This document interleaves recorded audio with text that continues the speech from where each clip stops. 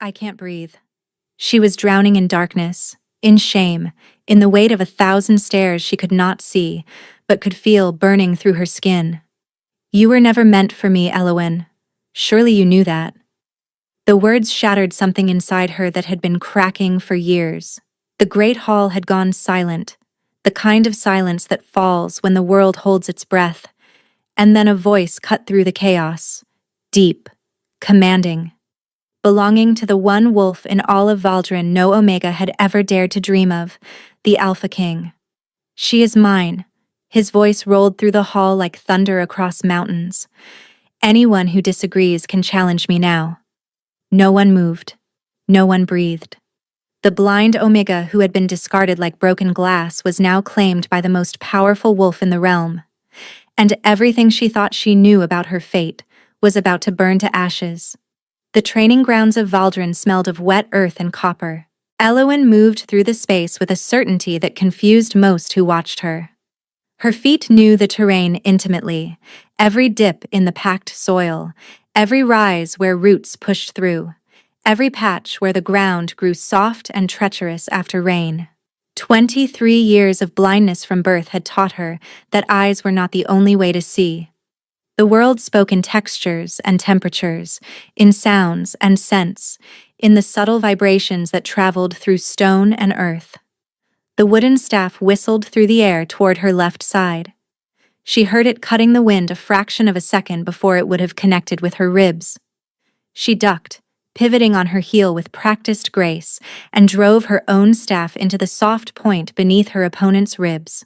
The guard grunted and stumbled back 3 paces, his boots scraping against gravel.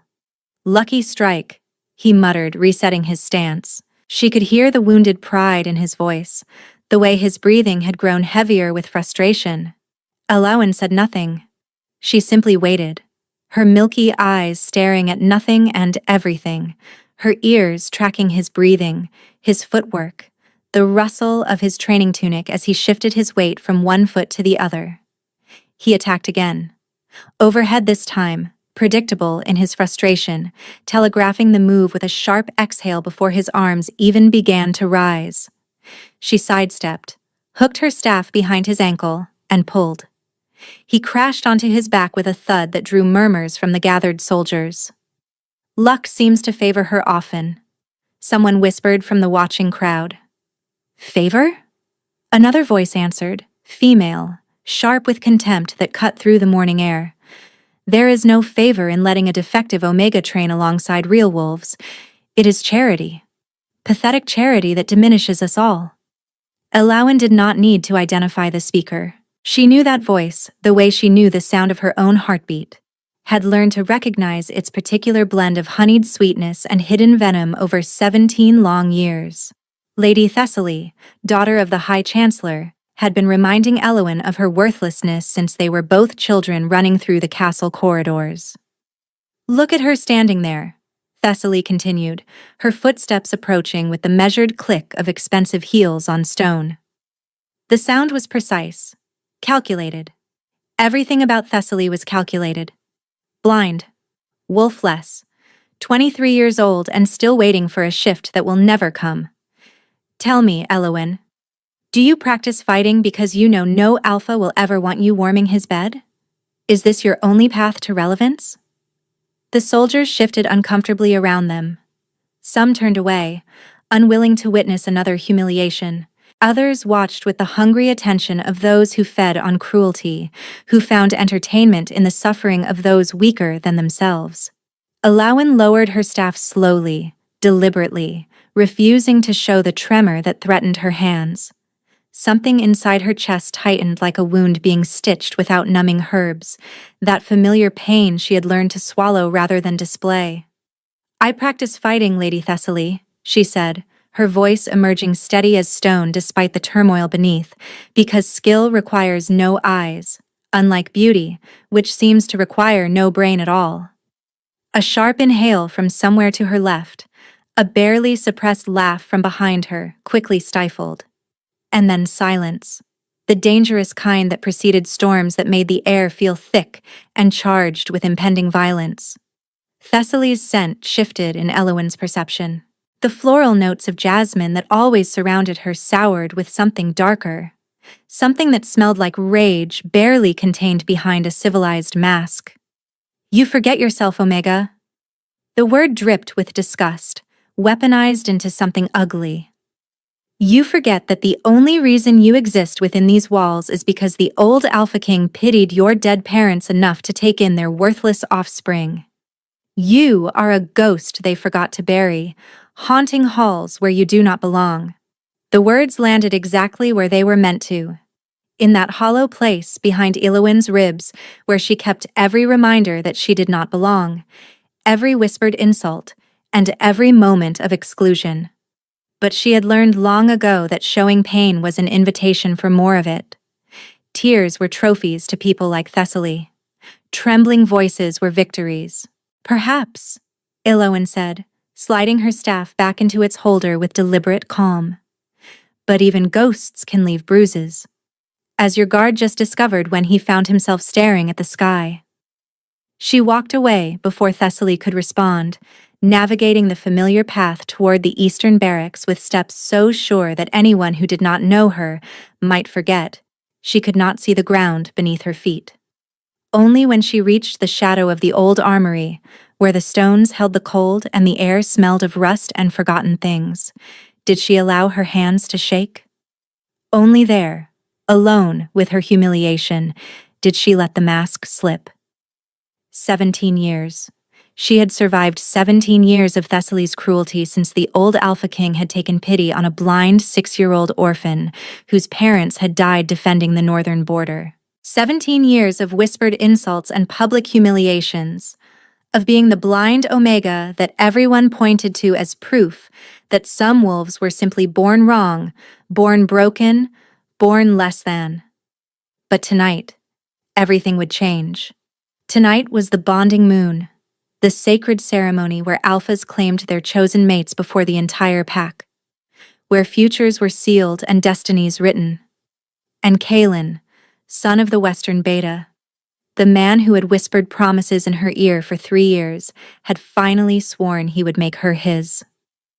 Meet me by the wisteria grove after the sun sets, he had said just yesterday, his breath warm against her temple, his hands gentle on her shoulders. I have something important to tell you before the ceremony, something that will change everything. Elowin pressed her palm against the cold stone wall and allowed herself just for a moment to hope. Kalen was not the most powerful wolf in Valdrin. He was not rich or politically important or destined for greatness. But he had seen her when others looked through her as if she were made of glass. He had touched her face gently, traced the space around her unseeing eyes, and told her she was beautiful in a way that required no eyes to understand. You are different, Elowin, he would say when they walked through the gardens in the early morning hours, before the castle woke to judge them. Special. I do not care that your wolf sleeps. I do not care what anyone thinks. Only what I feel when I am with you. She believed him. How could she not, when his were the only hands that had ever touched her with tenderness instead of pity or disgust? The wisteria grove sat at the edge of the castle grounds, where the manicured gardens gave way to wilder growth. Elowin found it by following the sweet, heavy perfume of purple flowers that hung in cascades from ancient trees, a scent she had memorized years ago during her early explorations of the grounds. She thought about Kalen as she walked, remembering the first time he spoke to her 3 years ago in the castle library. She had been running her fingers over the embossed pages of the few books she could read when a warm voice interrupted her solitude. "What are you reading?" he had asked. "Histories of the Northern campaigns," she had answered, surprised that anyone would address her. "My fingers can feel the raised letters if I go slowly enough." Instead of leaving, he had sat beside her. "Tell me about it. I want to understand your world." That was how it began, with small kindnesses that grew into something she mistook for love. Secret meetings in the gardens at dawn, whispered conversations in shadowed corridors, the gentle touch of his hands on her face as he described the colors of sunset she would never see. "You are beautiful," he would tell her, his thumb tracing the curve of her cheek. beautiful in a way that requires no eyes to understand. She believed every word. She believed him when he said her blindness did not matter. She believed him when he promised that one day he would claim her before the entire pack, and consequences be damned. 3 years of believing. 3 years of gathering crumbs and convincing herself they would become something whole. Now she arrived early at the grove, dressed in her mother's simple white gown. The fabric was old, soft from years of careful washing, and it carried a scent that Elowen had long ago memorized as the only remaining trace of the woman who had given her life. Wearing it felt like being held by a ghost. "You look like her," Bryn had said earlier, the elderly servant's voice thick with emotion. "Like your mother, on the night she was claimed. She would be proud of you, child, surviving everything you have survived."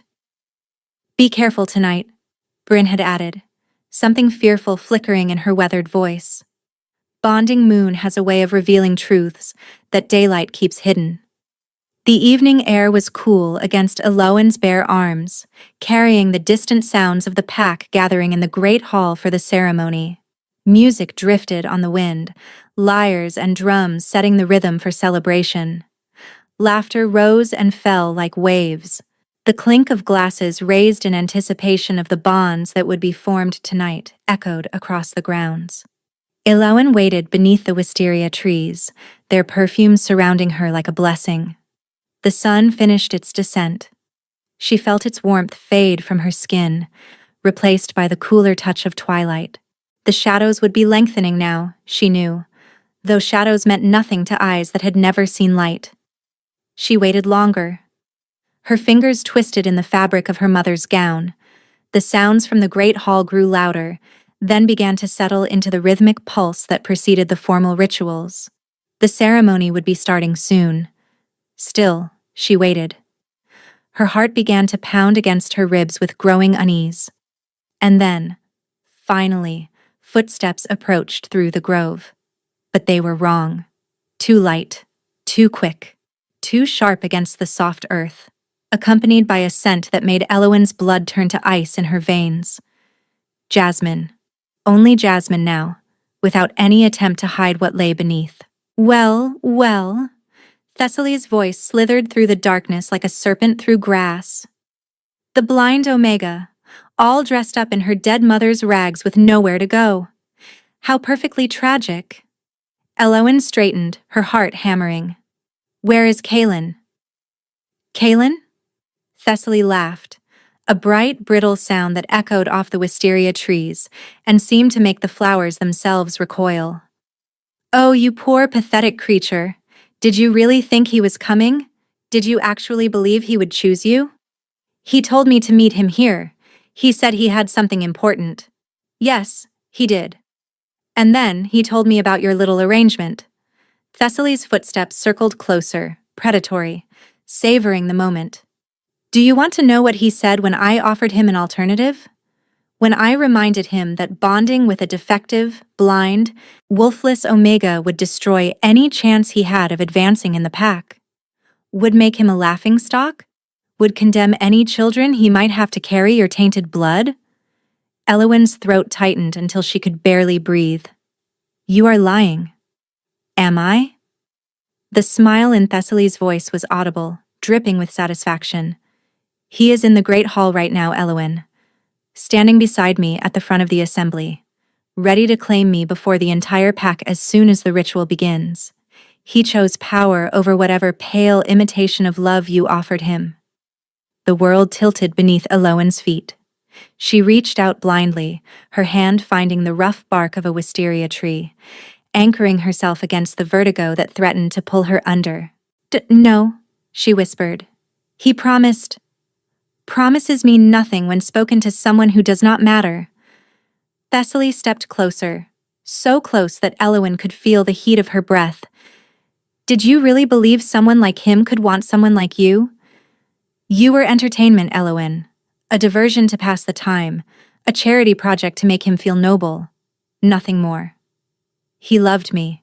He loved the way you worshipped him, the way you made him feel powerful by comparison."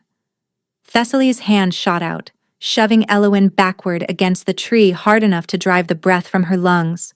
But love, real love, that requires someone worth loving. And you, dear Eowyn, have never been worth anything at all. She stepped back, her heels clicking against a stone. The ceremony begins in 10 minutes. You can stay here and rot with the flowers, or you can come watch the man you thought you loved claim me instead. Either way, the outcome remains the same. You lose. You always lose. Because that is all you were ever meant to do. Her laughter faded into the night as she walked away, leaving Eowyn alone in the dark with the shattered pieces of everything she had believed. Eowyn did not remember walking to the Great Hall. One moment she was in the grove, her nails digging into the bark of the wisteria tree hard enough to draw blood, her chest heaving with sobs she refused to release. The next, she stood at the edge of the massive chamber, surrounded by the press of bodies and the overwhelming collision of hundreds of scents. The hall was alive with energy, anticipation crackling through the air like lightning before a storm. She could hear the shuffle of formal gowns against the stone floor, the clink of ceremonial jewelry, the low murmur of countless conversations weaving together into a tapestry of sound. Wolves of Valdrin. High Chancellor Mordecai's voice rang out above the crowd, silencing the chatter. We gather beneath the sacred moon to witness bonds that will strengthen our pack, secure our future, and honor the traditions of our ancestors. Applause rippled through the hall like waves across water. The ceremony began. Couples stepped forward one by one to formalize their bonds. Unions negotiated and approved. Alliances built on politics and power. Eowyn listened to each announcement with detached attention, her mind still reeling from Thessaly's revelation. And then, finally, the announcement she had been dreading. Kaelin of the Western Territory and Thessaly, daughter of High Chancellor Mordecai. The applause was thunderous, echoing off the vaulted ceiling. This was the match everyone had anticipated. The union that would cement the Chancellor's influence and elevate an ambitious young wolf to new prominence. Eowyn listened to them ascend the ceremonial platform. Listened to the officiant pronounce blessings upon their union. Listened to Kaelin's voice, the voice that had whispered promises against her skin for 3 years, confirm the betrayal. I do. She had known it was coming. Thessaly had told her.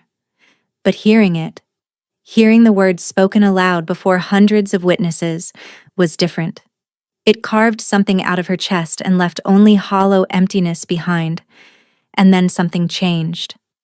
The energy in the hall shifted like wind changing direction. Conversations died mid-sentence, bodies stilled. Even the air seemed to hold its breath. Heavy footsteps echoed against the stone floor. Footsteps that carried weight, authority, power that made the crowd instinctively part. The Alpha King, someone whispered with reverent awe. Tyrion Blackmore, ruler of Valdrin, was a figure more legend than reality to most of the pack.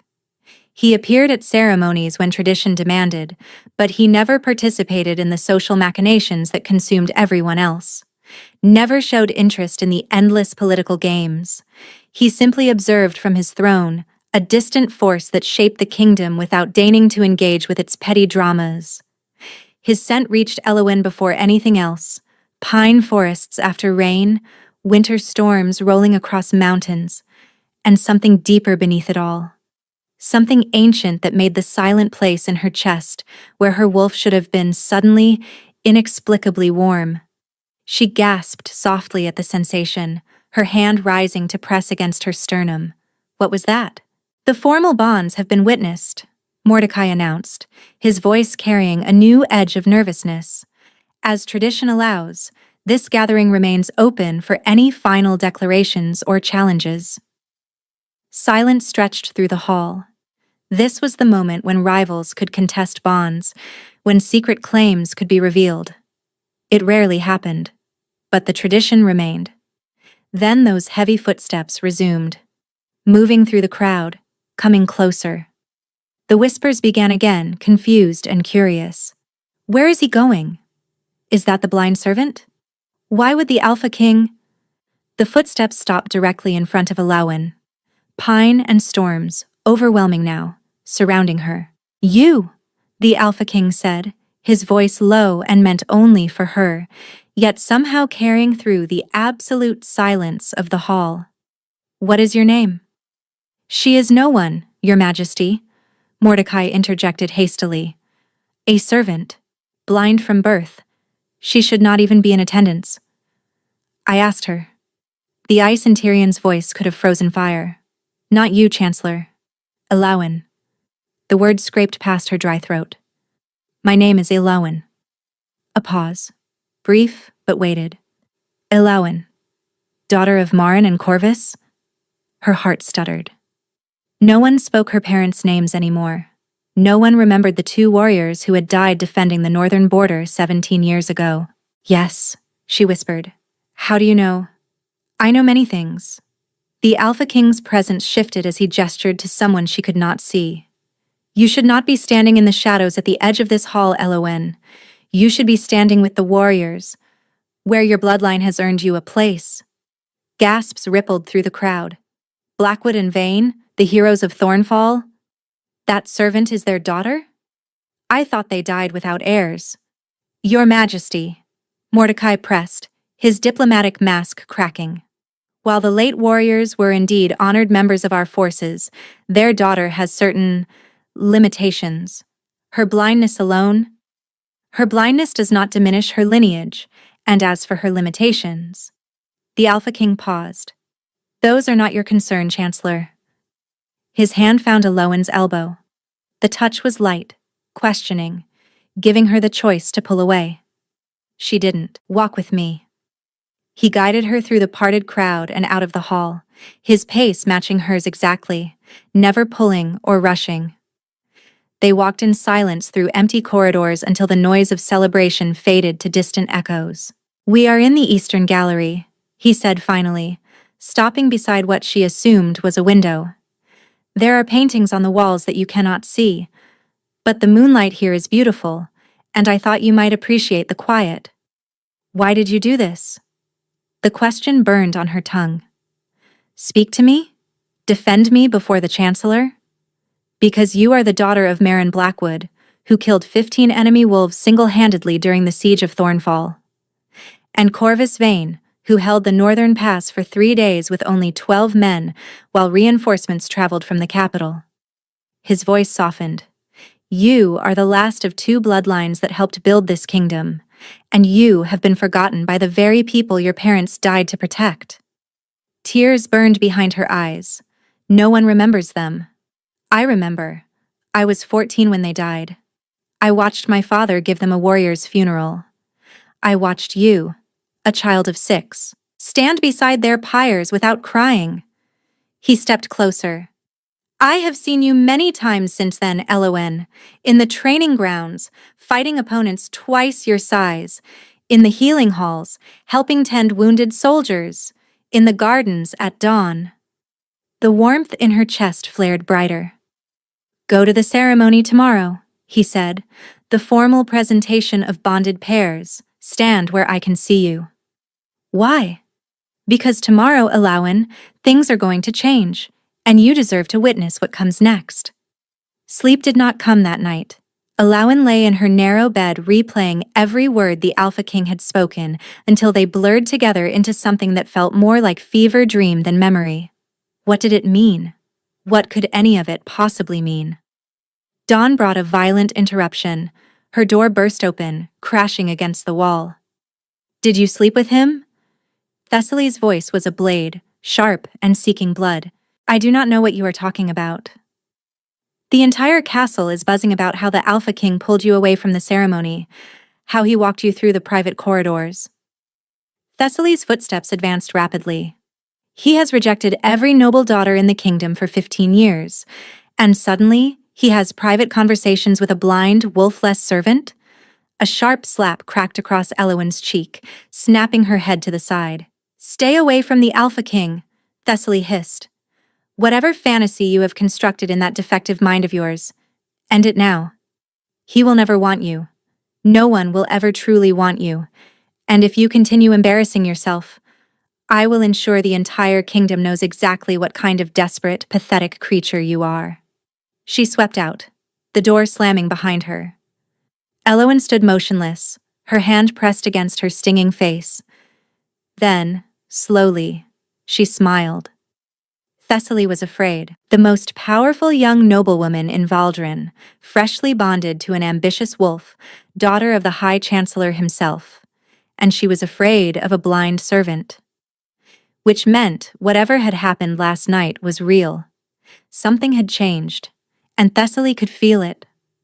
The presentation ceremony was held in the grand courtyard at midday, when the sun cast the fewest shadows. Elowen stood at the edge of the crowd, wearing her simple gray servant's dress, trying to be invisible among the masses. But the Alpha King's words echoed in her mind. "Stand where I can see you." So she stood, watching, waiting. The ceremony began with traditional blessings. Newly bonded pairs were called forward one by one to receive formal recognition from the assembled pack. Kaelin of the Western Territory and Thessaly, daughter of High Chancellor Mordecai. Thunderous applause. Elowen listened to them ascend the platform, listened to the crowd's adoration pour over them like honey, and she felt nothing. The realization startled her. Yesterday, this would have destroyed her. But standing in this courtyard where that bond was being blessed, she felt only distant emptiness, as if the wound had already begun scarring over. "The formal presentations are complete," the officiant announced. "This gathering remains open for any final declarations or challenges." Silence stretched across the courtyard. Then, footsteps, heavy, deliberate, achingly familiar. The crowd parted like water before a ship's prow. Gasps and whispers erupted. The Alpha King. He was moving. Not toward the platform, not toward the nobles gathered in their finery, toward her. What is he doing? Where is he going? Is that the blind one? The footsteps stopped directly in front of her. Pine and winter storms surrounded her. "Elowen." His voice carried quiet reproach. "I asked you to stand where I could see you. I am here. You are hiding at the edge of the crowd. That is not what I meant." His hand found hers. The touch sent electricity racing through her entire body. She gasped, her knees threatening to buckle. "Come," the Alpha King said. "Stand with me." And then he was leading her forward, through the parted crowd, past gaping nobles and stunned servants, toward the ceremonial platform where Thessaly and Kaelin still stood with their bond freshly blessed. "Your Majesty." Mordecai's voice emerged strangled, all diplomatic composure shattered. "This is highly irregular. The presentation ceremony is for bonded pairs, not for—" "I am aware of the ceremony's purpose, Chancellor." The words fell like stones into still water. Elowen felt every eye in the courtyard turn toward her, curious, hostile, disbelieving. "Then surely you understand that this woman's presence here is inappropriate. She has no bond to present. She is the daughter of Marin Blackwood and Corvus Vane." Tyrion's voice carried across the entire courtyard. "Warriors whose names are carved into the memorial wall of the northern fortress. Heroes who gave their lives so that wolves like you, Chancellor, could debate protocol in comfortable courtyards." Silence. Complete, absolute silence. Thessaly stepped forward. "Bloodline alone does not excuse this disruption, Your Majesty. She cannot even look upon your face. You ask what makes me worthy." Elowen's voice emerged before she could stop it, steady despite the terror coursing through her veins. "I have trained alongside wolves twice my size and beaten them without ever seeing their attacks coming. I have memorized every corridor of this castle. I have survived the loss of my parents, the cruelty of people like you, the betrayal of those I trusted, and I am still standing." Her voice rose, carrying across the silent courtyard. "If worthiness is measured by what we have overcome, then I am more worthy than you could ever understand." Scattered applause rippled through the crowd, tentative at first, then growing. Kaelin stepped forward. Eowyn, I need to explain. Do not. Tyrion's voice cut through like a blade. Whatever guilt has suddenly awakened in your chest, this is not the moment. You made your choice. You do not get to unmake it now, simply because you have discovered your discarded option had more value than you realized. Your Majesty, Mordecai pressed, his voice strained, surely there is no need for further disruption. You are right, Chancellor. I have not come to disrupt. Tyrion's voice changed, becoming formal, ancient, weighted with tradition older than the castle itself. I have come to claim. The word dropped into the courtyard like a thunderclap. Claim. The crowd erupted. Gasps, shouts, protests collided in chaos. The Alpha King cannot claim a servant. She has no wolf. The bond will be invalid. He has lost his mind. Silence. One word. Spoken softly. But it cut through the noise like a blade through silk. I am your king. I am not asking for permission. I am informing you of my decision. Elowyn, daughter of Meryn Blackwood and Corvus Vane, will be my claimed mate. Any wolf who wishes to challenge this may step forward now and face me in ritual combat. No one moved. No one dared. A claim requires consent, Thessaly pressed, her voice trembling with fury. The Omega must accept. Tyrion turned to Eowyn. She is right. His voice softened, became intimate despite the hundreds listening. Eowyn, look at me. She turned toward his voice, her sightless eyes finding the direction of his presence. I have watched you for 17 years, he said quietly. I have seen your strength when you thought no one was looking. I have admired your resilience when others saw only weakness. Last night, when I saw you standing at the edge of that hall, while the man who betrayed you claimed another woman, something inside me broke.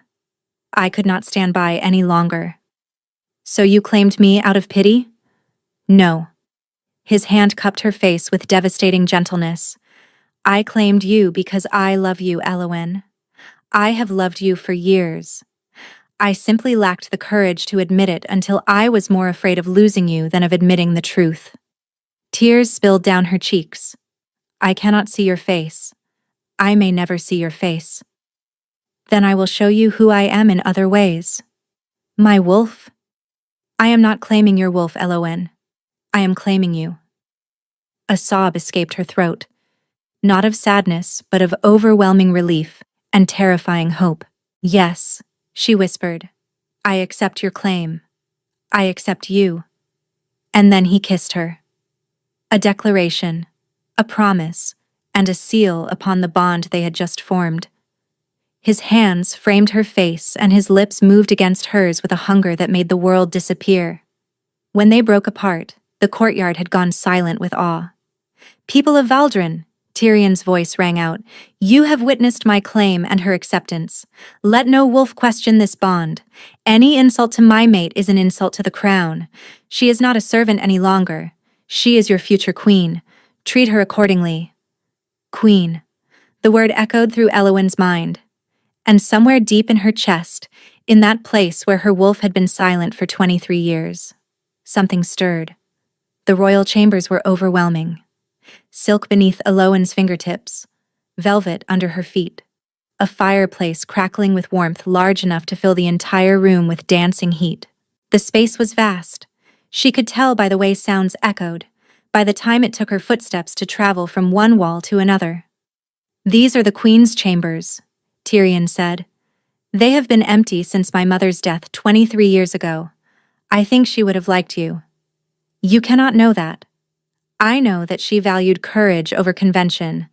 I know that she chose my father when her family wanted her to bond with someone more politically advantageous. I know that she spent her life proving that worth cannot be measured by the circumstances of one's birth. His hand found hers. Yes, Eowyn. I believe she would have liked you very much. 3 days had passed since the claim. 3 days of learning to navigate her new reality, the servants who now bowed to her, the nobles who watched her with barely concealed hostility, the whispers that followed her through every corridor. Marta, the round-faced maid assigned to serve her, had become an unexpected ally. "They will come around," she would say while helping Elowin dress. "Give them time to see what the king sees."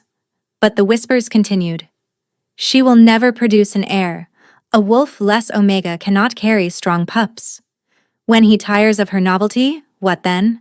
The crown has doomed itself for a pretty face that cannot even see its own reflection." Elowin absorbed each word like a blow, storing them in the place where she kept all the wounds she refused to let show. "The court will never truly accept me," Elowin said quietly. "The court will accept what I tell them to accept. It is not that simple. No." He moved closer, and she felt his warmth like a physical presence. "There will be resistance, schemes, wolves who believe they can undermine you because of where you came from. But I have never lost a battle I chose to fight." "And this is a battle you choose to fight? For me? This is a battle I have been waiting to fight for longer than you know." She did not decide to kiss him. Her body simply moved, rising onto her toes, her hands finding his shoulders, her lips pressing against his. Tyrion responded instantly, his arms wrapped around her, pulling her close until no space remained. The kiss deepened.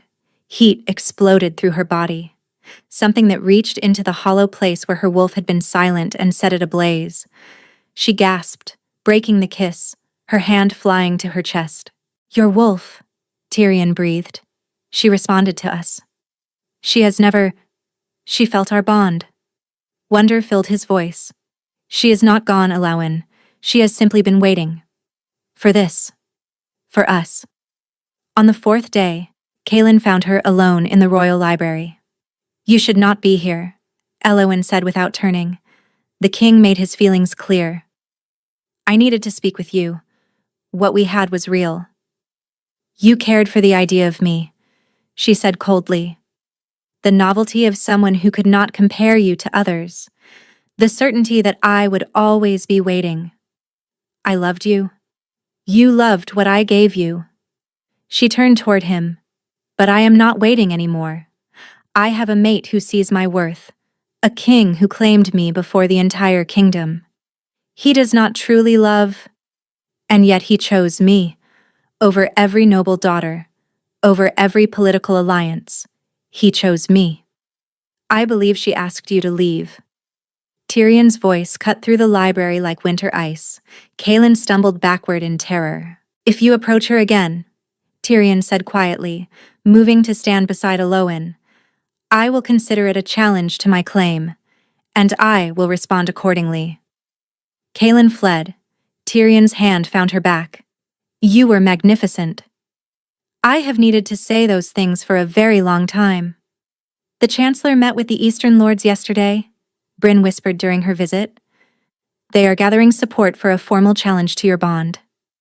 Elowin's blood ran cold. "On what grounds?" "They claim the bond is invalid because your wolf has not manifested." Brynn hesitated. "There is more. Lady Thessaly has been asking healers about accidents that might befall wolf less Omegas. They want me dead. If you disappear, the challenge becomes unnecessary." That night, Elowin told Tyrion everything. "I knew about the Chancellor's maneuvering," he said grimly.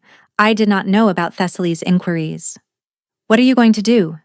His hands found her face. "Protect you, destroy anyone who threatens you, and find a way to silence their objections permanently." "How?" "Your wolf is stirring. I feel it every time we touch. When she wakes, every argument against our bond will crumble." "What if she never wakes?" "Then I will love you exactly as you are." He pulled her close. "Stay with me tonight." "Yes," she whispered. And for the first time since becoming queen, she stopped being afraid. The attempt came 3 nights later. Elowin woke to her chamber door opening.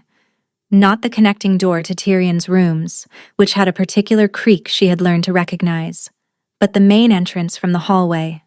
Tyrion had been called away hours earlier to deal with urgent messages from the northern border, leaving her alone in the vast bed that still felt too large without him. She had almost drifted back to sleep when the wrongness of the sound registered. Footsteps. Soft. Deliberate. multiple sets moving with the practiced efficiency of hunters. She is not in the bed. Find her. Quickly. We do not have much time. Her training kicked in before her fear could paralyze her. She rolled silently from the mattress, her bare feet finding the cold floor, her hands reaching beneath the bed frame for the knife she had hidden there on her second night in these chambers. Old habits from years of vulnerability did not die easily. 3 of them, perhaps 4, moving through her chambers with coordinated precision, their footsteps spreading out to cover the space systematically.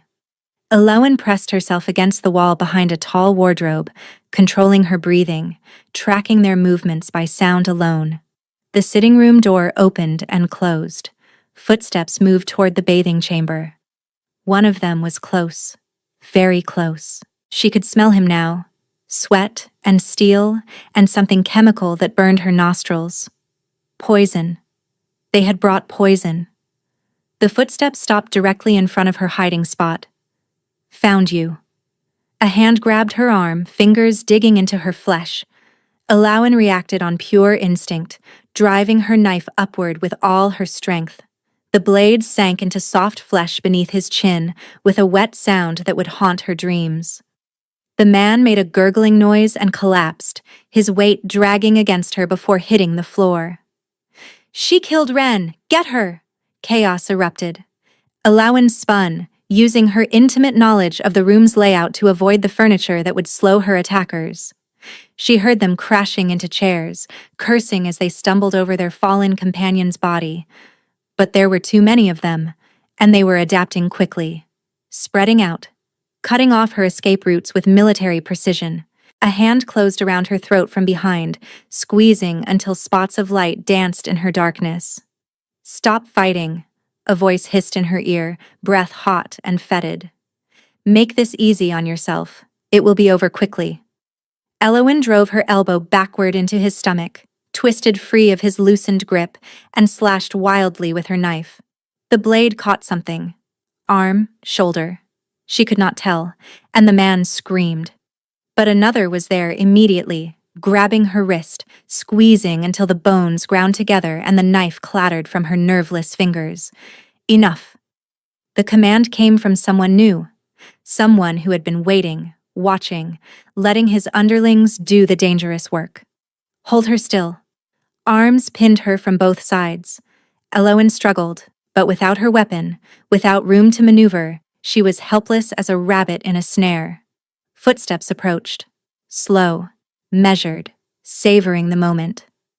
A hand gripped her chin, forcing her face upward. Such a waste. The voice was cultured, cold, terribly familiar. You could have simply disappeared, you know. Found a quiet corner of the kingdom to spend your remaining years in obscurity. But you had to stay.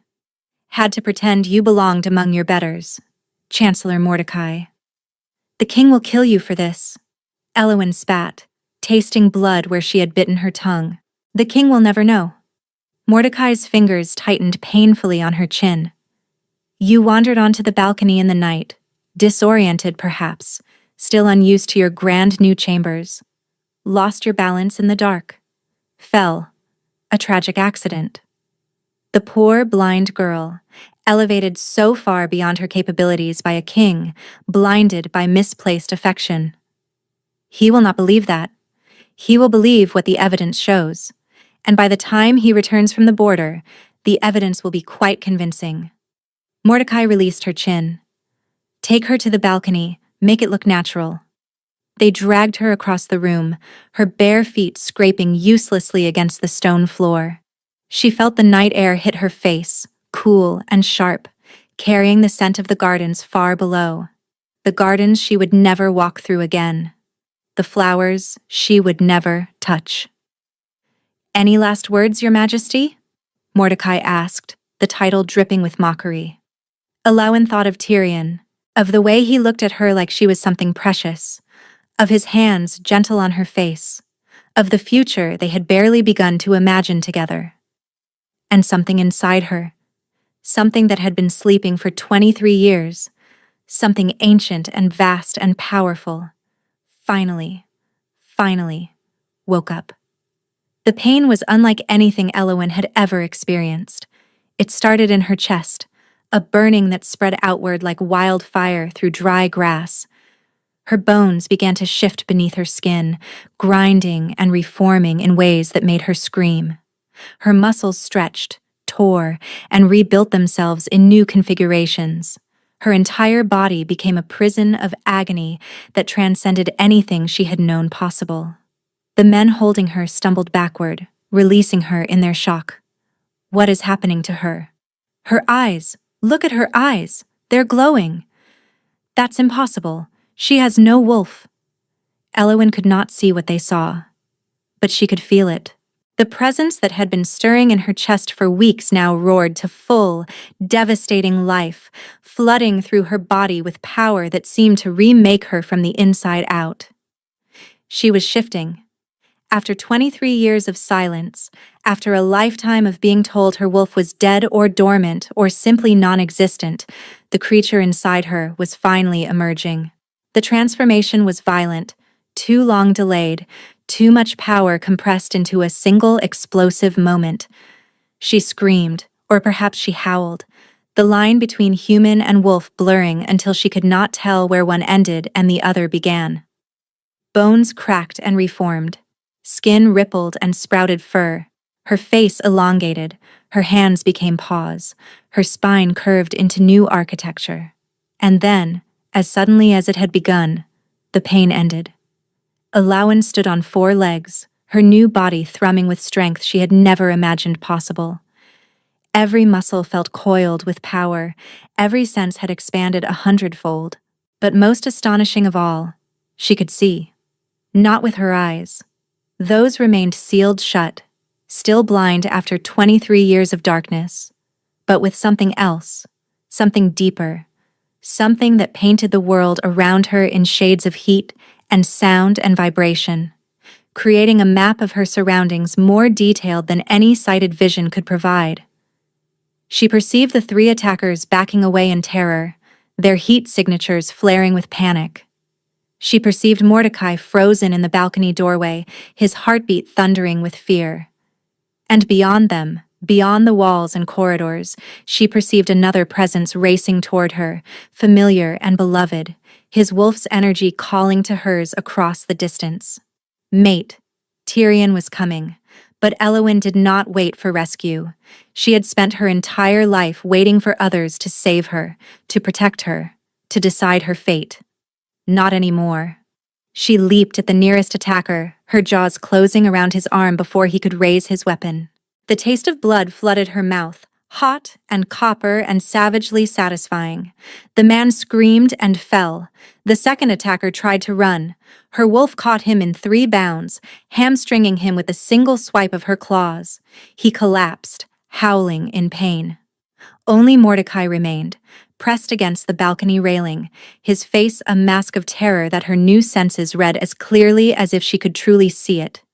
"This is impossible," he whispered, his voice cracking. "You have no wolf. Everyone knows you have no wolf." She could kill him. Her wolf wanted his throat. But his death would cause political chaos. His confession would end this permanently. She retreated. Waited. The doors burst open. Tyrion entered in wolf form, massive, midnight-furred, eyes blazing gold with fury. He shifted instantly. 5 seconds to tell the truth, Chancellor. It was Thessaly's idea. Mordecai collapsed to his knees. She said the blind Omega would never belong. I ordered the attack. His terror transformed to awe as he stared at Eowyn's wolf. That is Moonfire bloodline, the ancient line that disappeared 300 years ago. The original royal wolves who carried the moon goddess's blessing. Eowyn shifted back. Her wolf retreated willingly, but she could still see. The perception remained. "Your eyes," Tyrion breathed, wrapping her in his cloak. "They are glowing silver, like moonlight."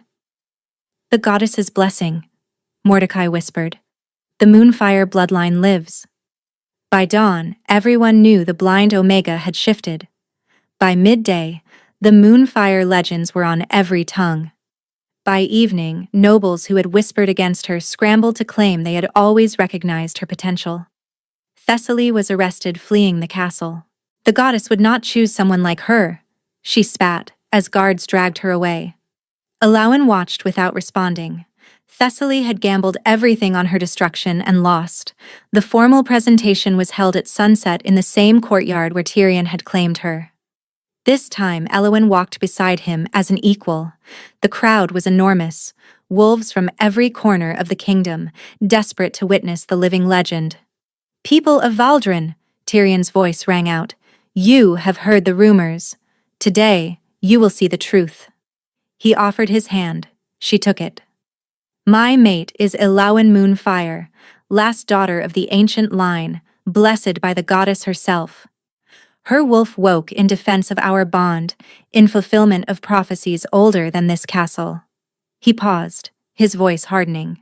"Those who plotted against her have been brought to justice, and those who whispered that a blind Omega could never be worthy of a king, those wolves now kneel before the living proof of their ignorance." Slowly, the first wolf knelt, a guard who had mocked her years ago, then dozens, then hundreds, until the entire courtyard was a sea of bowed heads.